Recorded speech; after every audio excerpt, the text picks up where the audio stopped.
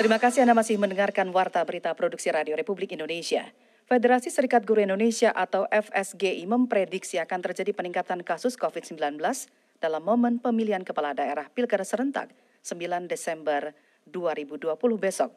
Oleh karena itu, Sekretaris Jenderal FSGI Heru Purnomo meminta rencana pembelajaran tatap muka pada Januari 2021 mendatang harus mempertimbangkan potensi naiknya kasus COVID-19 pasca Pilkada. Berikut informasinya disampaikan Rini Hairani.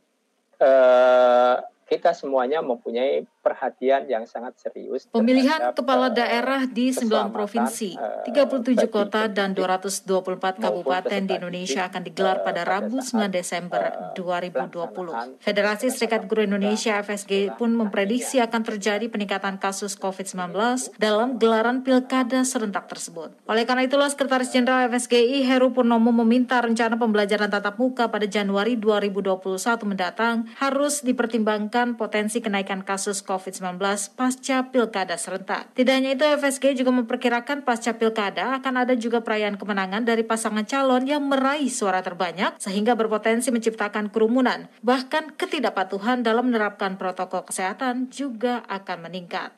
Pada saat pelaksanaan pilkada baik di provinsi, kabupaten, kota yang digelar agar jangan sampai mempunyai pengaruh nantinya pada saat buka sekolah atau pembelajaran tatap muka di Januari 2021.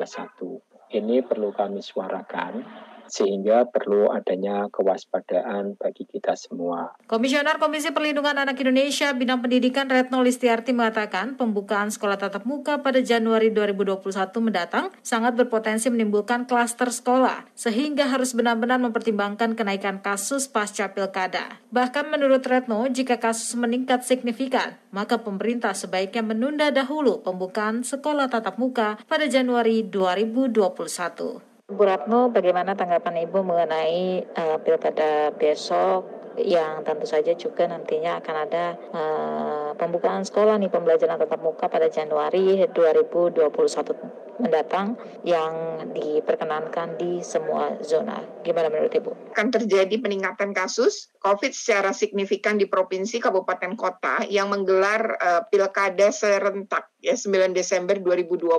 Karena pada tanggal 20 November yang lalu SKB 4 Menteri terkait buka sekolah direlaksasi, tidak melihat zona, tapi akan dibuka di semua zona gitu ya. Walau KPAI mencoba meneriakkan persiapan gitu ya, namun kami juga meragukan persiapan itu. Nah, dengan demikian membuka sekolah tatap muka pada Januari 2021, itu KPAI mengingatkan dari sekarang untuk mempertimbangkan kenaikan kasus pasca pilkada, mencegah agar sekolah tidak menjadi klaster baru. Nah, penularan COVID jika kasus meningkat secara signifikan, harusnya pemerintah menunda dahulu buka sekolah tatap muka di bulan Januari, terutama di wilayah-wilayah pilkada ini yang memang angkanya nanti mungkin setelah inkubasi 14 hari akan terlihat kenaikannya, maka harusnya pemerintah pusat dan pemerintah daerah harus melindungi guru, melindungi anak-anak ya, peserta didik ketika sekolah akan dibuka di 2021 pada bulan Januari. Ini harusnya menunggu dulu. Nah, terus bagaimana pantauan KPAI terkait pilkada serentak yang nantinya berlanjut di pembelajaran tatap muka pada Januari 2021 mendatang, Bu?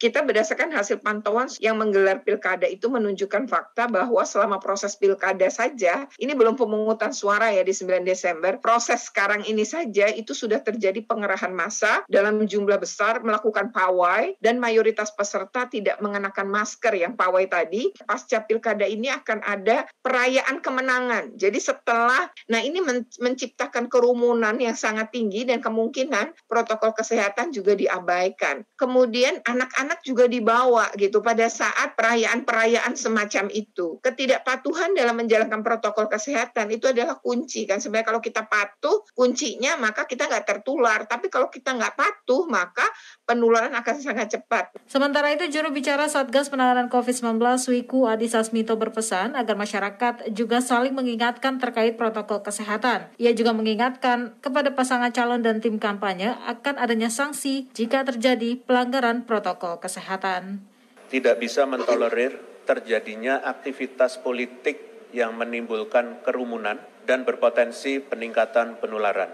kami semuanya harus betul-betul menjaga keselamatan bangsa ini dari COVID. Aktivitas politik dalam pilkada silahkan dilakukan selama tidak menimbulkan kerumunan dan potensi penularan. Seperti diketahui, pemerintah melalui surat keputusan bersama 4 menteri mengizinkan pemerintah daerah untuk memutuskan pembukaan sekolah atau kegiatan belajar tatap muka di seluruh zona mulai semester genap tahun ajaran 2020-2021 di bulan Januari 2021 mendatang. Menteri Pendidikan dan Kebudayaan Nadiem Anwar Makarim mengatakan, kebijakan pembelajaran tatap muka merupakan kewenangan dari pemerintah daerah dan tergantung kesiapan masing-masing daerah. Selain itu, penerapan protokol kesehatan wajib dilakukan secara ketat selama pembelajaran tatap muka. Meski sekolah dan daerah tertentu telah memutuskan untuk membuka kembali kegiatan belajar tatap muka, namun orang tua siswa tetap diberikan kebebasan untuk menentukan apakah anaknya diperbolehkan untuk masuk ke sekolah. Sementara itu, hingga November 2020,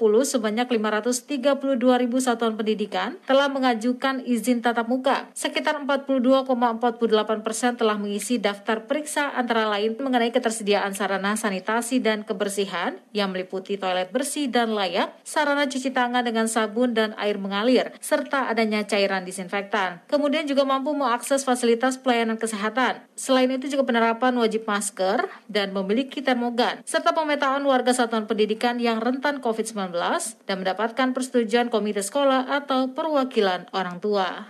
Demi menjaga situasi kondusif di masa tenang, seluruh alat peraga kampanye atau APK di Yogyakarta dibersihkan dan diturunkan oleh penyelenggara pemilu serta aparat berwenang.